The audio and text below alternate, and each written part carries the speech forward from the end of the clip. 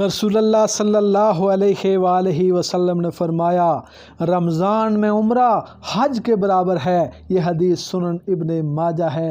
اور رسول اللہ صلی اللہ علیہ وآلہ وسلم نے فرمایا روزہ ڈھال ہے۔ یہ صحیح مسلم کی حدیث ہے۔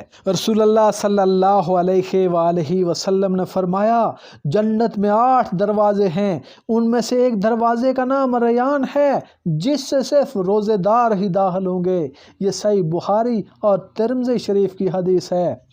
رسول اللہ صلی اللہ علیہ وآلہ وسلم نے فرمایا جو رمضان کے روزے رکھے پھر اس کے بعد شوال کے 6 روزے رکھے تو یہ ہمیشہ رکھنے کی مانند ہے۔ یہ سنن ابن ماجہ کی حدیث ہے۔ رسول اللہ صلی اللہ علیہ وآلہ وسلم نے فرمایا جو شخص رمضان میں ایمان اور ثواب کا کام سمجھ کر قیام کرے تو اس کے پہلے تمام گناہ بخش دیے جاتے ہیں۔ رسول اللہ صلی اللہ علیہ وآلہ وسلم نے فرمایا جو شخص روزہ رکھ کر بھی جھوٹ، فراڈ اور بے ایمانی نہ چھوڑے تو اللہ تعالیٰ کو اس کے بھوکے اور پیاسے رہنے کی کوئی ضرورت نہیں ہے۔ یہ بخاری شریف کی حدیث ہے۔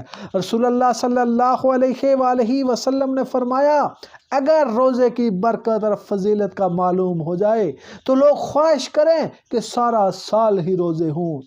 رسول اللہ صلی اللہ علیہ وآلہ وسلم نے فرمایا جو شخص روزے کی حالت میں بھول جائے اور کھا پی لے تو اسے چاہیے کہ وہ اپنا روزہ پورا کرے کیونکہ یہ اس کو اللہ تعالیٰ نے کھلایا اور پلایا ہے۔ یہ حدیث صحیح مسلم ہے۔ رسول اللہ صلی اللہ علیہ وآلہ وسلم نے فرمایا ہر چیز کی زکوٰۃ ہے اور جسم کی زکوٰۃ روزہ ہے۔ یہ حدیث بخاری شریف ہے۔